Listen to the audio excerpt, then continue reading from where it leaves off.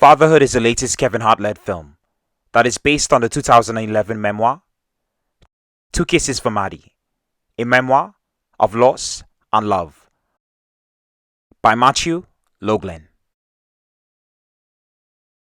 Hart plays a fictional version of Loughlin that aims to capture the essence of the book. This film takes its core story elements from.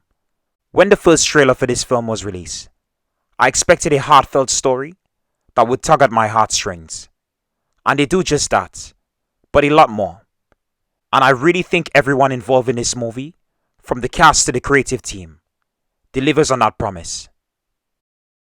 To give this simple premise a lot more weight than I expected. So what is Fatherhood about? Let's get into it. Fatherhood tells the story of Matthew Loughlin, a widowed father who is coming to terms with his late wife's death, which leaves him with the responsibility to raise his newborn daughter, despite his own reservations about his ability to take on such a task. Through determination to live up to his wife's wishes and be a good father, Loughlin manages to do a lot better than even he anticipated. So that's the gist of the story, and what a lovely little tale. This isn't a big bombastic story, but one that's more personal. And you feel that while watching this film. I haven't read the book it was based on to compare the two. And I really didn't see any need. Because for me, I already know that there will be a vast difference between both mediums. And for me, once you read the book and watch the film, you draw comparisons of what you know the story to be from the source material. So if you haven't read the book, don't jump onto it just yet. Watch the film. Then if you want to get the real story, pick up the book. Before we continue the review, I just want to remind anyone watching or listening that I tend to create lengthy reviews that go in depth into a movie or TV show. So to make the review a lot digestible, I've created timestamps to navigate through specific sections that may interest you, the viewers or listener, more than others. So check them out below in the description. Okay, let's get into what makes this film work so well. And that's the creative team, as well as the wonderful talent they've managed to assemble for this mostly black cast. Fatherhood is directed and co-written by Paul Weitz, who is best known for his work on the first American Pie movie, and About a Boy, the Hugh Grant-led romantic comedy, which landed the director an Academy Award nomination for Best Adapted Screenplay. The directing on this film is brilliant because Weitz is working off a strong script that has a good balance between drama and comedy. He's able to command this cast and bring out the necessary emotions for some of the heartbreaking moments we see in this film, which are some of the hardest scenes to pull off in this story. If he wasn't able to land those moments, then the movie would falter. But this is a seasoned director who has had a solid track record. The movie he crafts is wonderfully paced. It is an easy watch that keeps you engaged and never feels overly long. Donna Stevens is the screenwriter responsible for the film's script, which for me is pretty solid. I wish I could get my hands on the script and give it a read. The story is tight. Not a single bit of bloat to make it anything more than a straightforward adaptation, which perfectly retells the story, detailing the book, and brings it alive in a different medium, with slight changes to better fit the new format. She is known for her work as a writer on the 1998 Nicolas Cage and Meg Ryan film, City of Angels, and the 2013 Josh Duhamel romantic comedy, Safe Haven. Now I mentioned off the top that this film boasts a mostly black cast, and I think that's an important distinction for this movie because it makes more of an impact. Not that the film needed to have an all-black cast, since the characters are written in such a way that it could have been any race. In fact, the earliest version of this story would have had a white lead with Magic Mike and 21 Jump Street star Channing Tatum as Matt, if the actor wasn't replaced with Kevin Hart. For me, it would have been a completely different film, and the overall impact this story has would have been lesser, but that's just my opinion. Okay, let's get into the cast. The biggest draw to this movie is Kevin Hart, who is known for his stand-up comedy and films like Think Like a Man, Ride Along with Ice Cube, Central Intelligence, and the recent Jumanji films, where he stars alongside The Rock. I'm not sure this film works without Kevin Hart. After seeing him here, it's hard to picture any other actor who could have done a better job. Mind you, Hart isn't an Oscar caliber actor, so there are definitely other actors out there who can deliver a better performance. But what Hart does here is some of his best work to date that shows his growth in his overall acting ability. This is a more stripped down Kevin Hart, who is a lot less excessive in his brand of comedy that made the actor a star. Here we see the actor more subdued, as he plays a father dealing with the loss of his late wife, while trying to raise his daughter. Ever so often we get some doses of Hart's usual antics, which are welcome, as it comes out at the right moments, so it doesn't feel forced. As of late it seems that Kevin Hart is trying to step out of his comfort zone and really push himself as an actor by taking on these dramatic roles that require more depth than he's used to giving in his previous roles, where he would get by just being himself. We started to see a shift in his new direction when he starred alongside Bryan Cranston in The Upside, the 2017 remake of the French film The Untouchables. His role in the film showed he wasn't just a one-note actor. In fact, it showed that he had the potential to be a great dramatic actor. That was his first stab at trying something more serious, and now we get some more of that here in this film. Hart really is honing his skills as an actor, and I really can't fault his performance in this movie. He is giving enough here to make you feel for his plight. Right from the start, you feel connected to this father, who is dealing with a tremendous responsibility that I personally can't begin to imagine how to cope with if I was in his shoes. I'm still some ways off from being a father, so I can't really relate to this personal situation.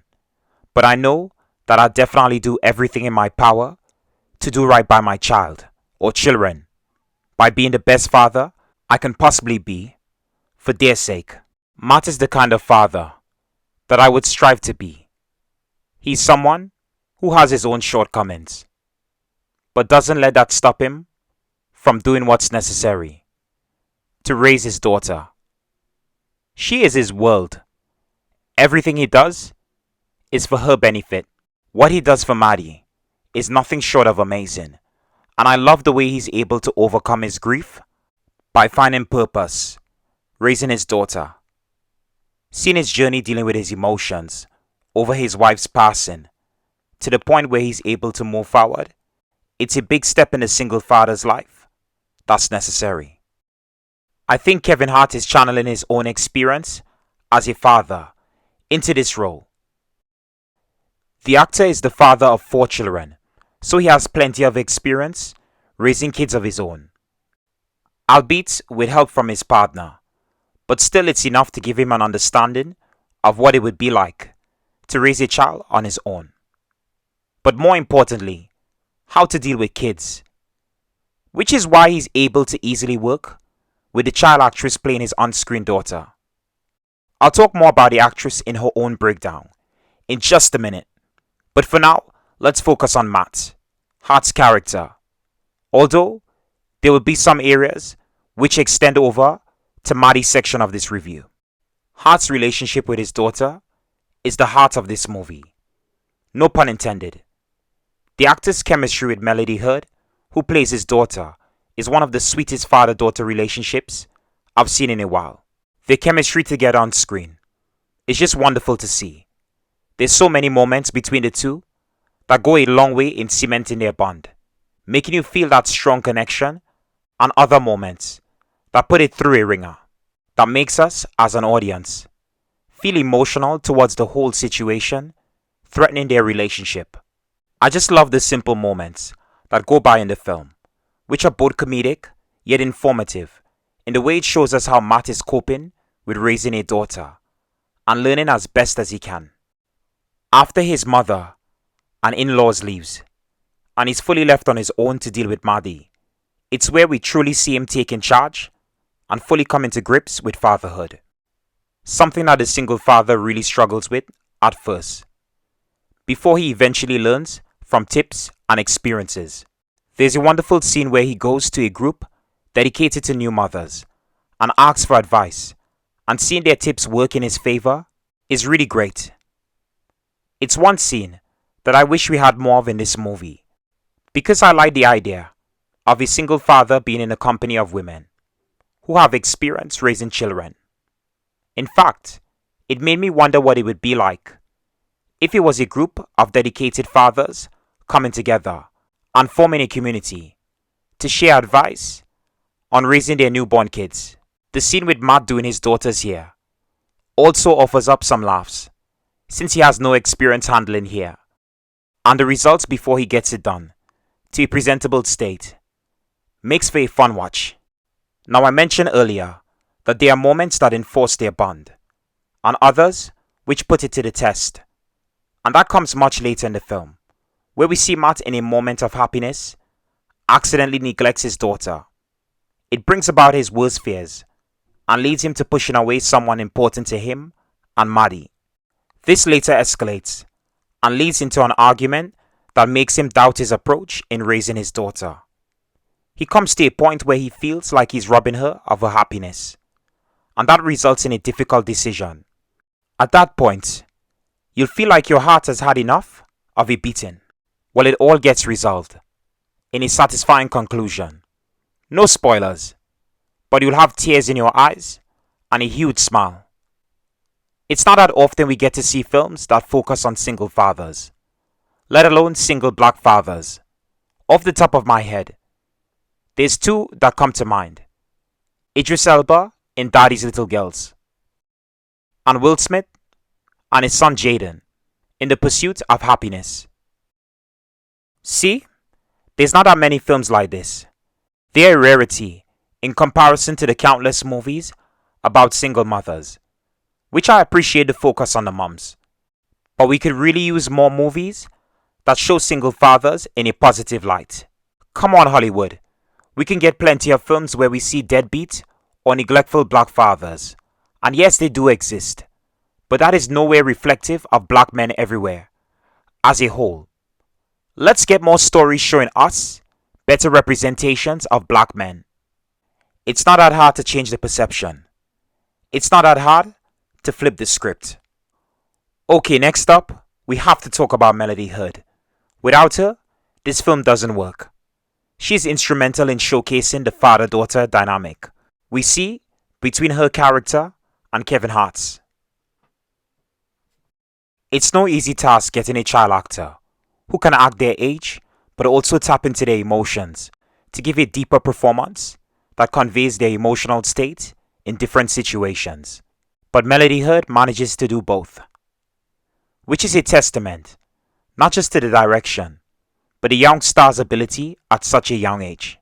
At just 10 years old, 8 at the time of filming this project, Hurd really gives a wonderful performance, and it makes me look forward to seeing where she ends up in her career as it continues to grow. With each new role the actress lands. Seriously, this little girl is going places. I first became familiar with her when she starred in the Amazon Prime series, Them, as Gracie Emery, the youngest daughter of the Emery family, who are faced with prejudice and discrimination in their new home in South Compton. Basically a whole lot of racism, because they're a black family living in a predominantly white neighborhood. There she was a lot younger than she is in this film, but still very much a standout with her performance, which played more into her innocence as a child. Surprisingly, I didn't realize this until writing up my review, but she was also in the short film Battle at Big Rock as Kadasha, a brave little girl whose family gets caught up between some wild dinosaurs. The short was a follow-up to Jurassic World Fallen Kingdom. But going back to her role as Maddy Loughlin in this film, and there's so much you can talk about her character. Maddy as a person is fully realized after the time skip that swaps out a baby with Hurd, who plays her for the remainder of the film. You instantly like her personality and the presence she brings on screen. There's just something about her that you become deeply invested in her character arc, as much as her father's. Maddy has her own woes to deal with. Throughout the film, she's trying to adjust to a new school, which is proving hard because Maddy's individuality draws attention from the teachers and a young bully who starts picking on her periodically. Maddy is more comfortable when she's wearing pants instead of a dress. That is a part of the dress code at her private school for female students. There are plenty of moments we get that show her leaning towards clothes that are meant for boys, like the shopping scene with her father where she picks boys' underwear over the female option. Matt, being the supportive father he is to his daughter, doesn't force her to be more feminine in the way she dresses. He is happy to embrace her personal choices and allow her to freely express herself. Throughout the movie, we see the teachers constantly trying to deal with what they see as an issue.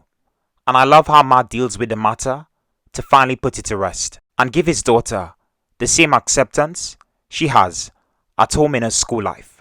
The biggest change is having a mother figure in her life. For most of the movie, it's Maddy and her father on their own.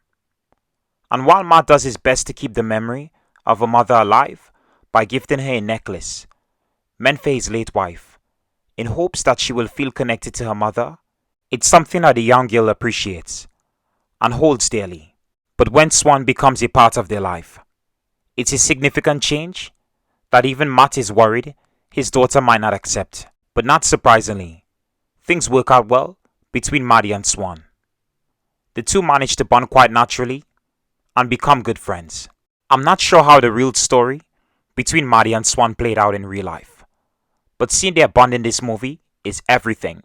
It's one of the most touching relationships in the film for me that I wanted more of.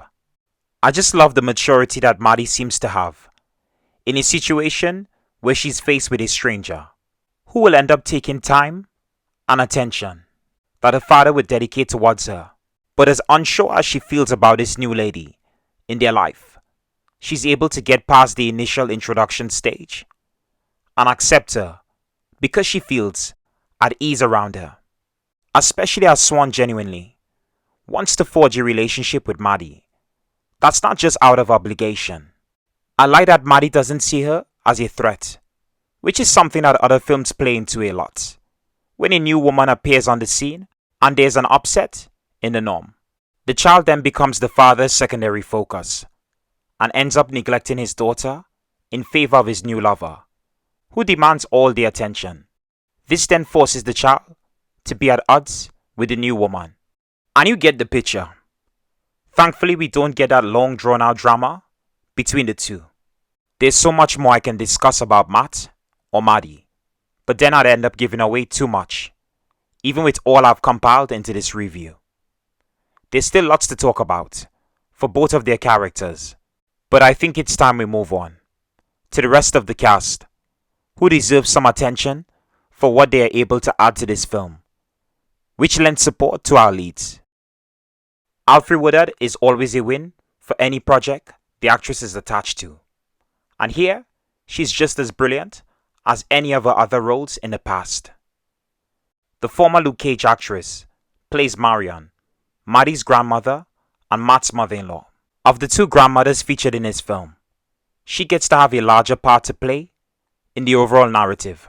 Her presence here is more than welcome, even though she is sometimes at odds with her son-in-law, making her a nuisance to the single father. It's great that they didn't just cast the actress and give her nothing to really work with. Woodard gets plenty of screen time to shine and play the objecting grandmother, who means well, even though Matt sees it as her being critical of his skills as a father and not living up to the expectations of what she had in mind for his son-in-law. There's so much to her relationship with Matt and her granddaughter that I enjoyed seeing, especially the former, which is given plenty of time to develop into more than just a plot point, to create a conflict in the story. She doesn't believe that Matt is well equipped in raising Maddy and finds him irresponsible, but has to reluctantly allow the father to do things in his own way. From her point of view, she's dealing with as much grief and pain as Matt. He lost his wife. She lost a daughter. And now the only person that presents a connection to her daughter is Maddy, her granddaughter. So when Matt puts distance between her and her grandchild, it really is a blow to her, because she wants to form a bond with Maddy and be involved in her life any way she can. Her help is not interfering. It is trying to do things the way she assumes is the best, given the situation, and her own experience of being a mother, raising a daughter. I had no idea that DeWanda Wise would be in this film, but I'm happy she is, because the actress is just the pick-me-up the film needed. Well, mostly for Matt, who needed some love and just someone positive in his life that would bring back some of the happiness he lost when his wife died. DeWanda Wise as Matt's new girlfriend, Lizzie, aka Swan or Hank, really is a wonderful role for the She's Got to Have It actress to play. She brings this exuberant presence with her that never ceases to die down, even when things between her and Matt take a turn after an incident that brings doubt about his newfound happiness. I really love that instant chemistry between the actress and Hart. From their first meeting, you want to see these two develop into something more. And when she's with his daughter, you love her more. There are two wonderful scenes between Maddy and her that are fun to watch because of the humor and the uncertainty in one of how a character will be accepted as a father's first ever girlfriend, at least from Maddy's point of view, since she's never seen anyone with her father until Swan. That reminds me, I should mention there's a lovely gag involving her name, which explains some of the different names I've mentioned so far. When you see them both, you love the silliness of it. I really wish there was a follow-up to this film, because once it wrapped up, I wanted nothing more than to see how the future for her character with Matt and Maddy would look like. Deborah Ayorinde plays Liz Loughlin, Matt's late wife and Maddy's mother. Okay, before I get into her character, can we talk about the fact that the actress has played Melody Hurd's on-screen mother twice? First in Them, and now here, except this time, the two don't get to share any screen time with each other. It's a strange coincidence, or maybe intentional? No idea, but it's something that I thought would be fun to point out. Okay, let's get into her character. I really am beginning to become a big fan of Ayorinde, who really deserves some bigger roles. The actress is wonderful here in her limited screen time. She's able to do just enough to establish a playful dynamic between her and her husband, played by Hart, which ends way too soon. Even though you know her fate going into this movie, it's still a gut punch when she passes away and you feel the weight of her absence. Most of her scenes are limited to the hospital in the first 10 minutes of the movie, which take you through so many emotions. I was really holding out that she wouldn't go so soon, but it was something set in stone.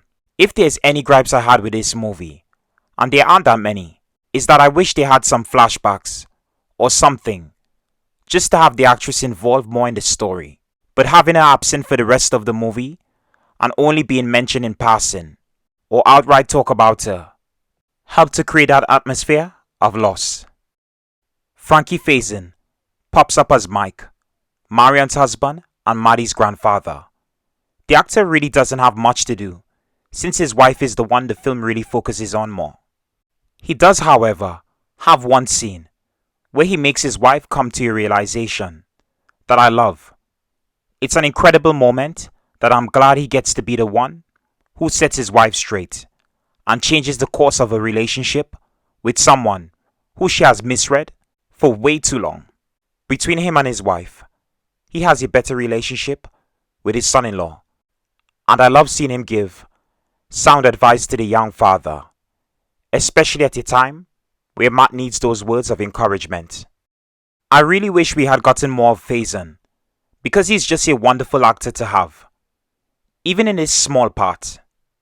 Lil Rel Howery seems to be popping up in a lot of films as the best friend to the main star, but I love the supporting roles he plays. The comedian is always a welcome addition to any cast. Because he delivers on the humor, most people will be familiar with him from Get Out. And also The Photograph, which are some of his more prominent supporting roles. Here he plays Jordan, Matt's best friend. While Hart is dialing back the humor, Howery is dishing it out in a number of memorable scenes. Not to upstage his co-star, but just to lighten the mood ever so often. There's a handful of scenes with the comedian that stood out to me as some of the best laugh out loud moments in the film. At least for me personally. I love the whole grocery shopping scene where he gets called out for a surprisingly funny fact. Then there's one involving Maddy where she gives him some intuitive relationship advice. Okay, I won't give them all away, but they're all brilliantly done. Hats off to the writers and the comedian and his delivery. Anthony Carrigan plays Oscar, Matt's friend and work colleague. And this guy is just as entertaining as his character in Barry, where he plays NoHo Hank. So seeing him pop up here, alongside two other comedians, to make the most unlikely trio, but definitely one I'd love to see more of, because seeing him with Hart and Howery is just comedy gold. There's one scene where they're trying their best to get little Maddy as a baby to fall asleep. That's reminiscent of Three Men and a Little Lady that I totally ate up. If they ever make a remake to that classic film, get these guys back together. They would be the ideal trio to make it work for today's audience. Thedra Porter is our second grandmother. She plays Anna, Matt's single mother, who is a mentor to the first-time father. I really love her interactions with her son. They are always encouraging and shows her faith in her son. There's a lovely scene set after the funeral, where she's prodding him to face the guests gathered at his house. I'm not going to give it away, but I just loved it. I feel like they could have had her more in the story, but that's because I enjoyed what I saw from the actress in this role. What we get here is just enough for the story. Paul Reiser stars as Howard, Matt's boss. Now there's not really a lot to say about the actor's performance, other than he plays his character as it's written on the script. For the most part, he's accommodating to Matt and his responsibilities as a father, especially when it begins to feed into his employees' work. He's not entirely happy about it, but still tries his best because he values his employee. It would be so easy to make him the disgruntled boss who's against Matt bringing his child to the workplace, and have him be someone whose only concern is the job and not his employee. But they divert that trope and give us a much rounded character that's serviceable. He's likable in the scenes we get at Matt's workplace. Finally rounding out the cast is Tenisha Collins, who plays Miss Burns, a relatively small part in the film, but one I think worth mentioning. She plays Maddy's school teacher, who has a number of scenes with Matt and his daughter in and out of school. Now that I've talked about the cast and some of the themes present in the film, I have to mention the music, which for me is another aspect to this movie that makes plenty of moments in the film memorable. The song choices here go a long way in creating a mood that perfectly captures the scenes they are meant to highlight and gives that extra punch. I really enjoy the soundtrack and a number of tracks which I've since looked up online to escape into the beautiful lyrics and melody. They really couldn't have picked a better selection of music to heighten this emotional film. So let me just list off a few of the tracks that you should definitely check out after watching the film for the first time. We have PJ Morton, Don't Let Go, Hosier, Almost Sweet, Jacob Banks, Slow Up, and finally, Sam Henshaw, Our Love. These 4 tracks are the standouts in the film for me, and while I'd love to get into how they are used, I want people to go into this film without any context as to how they fit into the story or what moments they elevate. It would be a lot better to experience it firsthand as they crop up within the story. I love that a film with a built-in emotional hook can captivate its audience not just with the narrative but also the songs, which linger with you on your mind long after they've had their moment to leave an impression. Okay guys, I know this has been a lengthy review and I appreciate everyone who's taken the time to watch this video of me rambling on about a film that I love. It really is a captivating movie that tells the emotional yet uplifting tale of one man and his daughter who are pretty much inseparable. Their bond is everything, and I'm sure that parents, mothers, and of course fathers will be touched by their story. You don't even have to be a parent for this film to grab you. It's something that's accessible to anyone. It will end up resonating more with anyone who has had to raise someone in their life, either from birth or at a young age, especially those without support from a partner or family in their life to help ease the workload.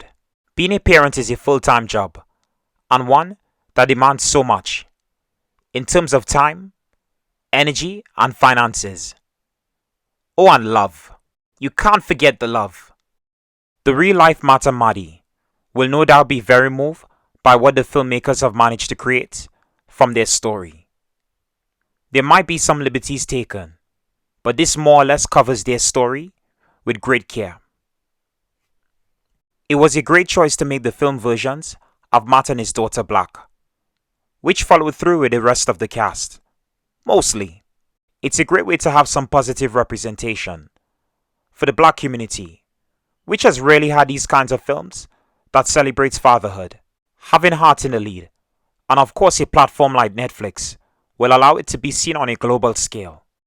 Let the world see that black fathers can be so much more than the tired portrayals of black men who neglect their kids. That's one side of the coin. There's plenty of wonderful black fathers out there who are giving their all to raise their kids and their family, no matter their circumstances. This was released to coincide with Father's Day, and it must have been an emotional weekend for plenty of households tuning in to watch this. It's the perfect film that I honestly can't stop raving about. If you haven't seen it, give it a watch. And if you have, I hope you have recommended it to someone you know. Anyways folks, that's all for now. Thank you for watching and I hope you enjoyed the show. Please feel free to subscribe, like, and comment below. And hey, maybe this wasn't your cup of tea. And that's okay. Just remember to take care and stay safe.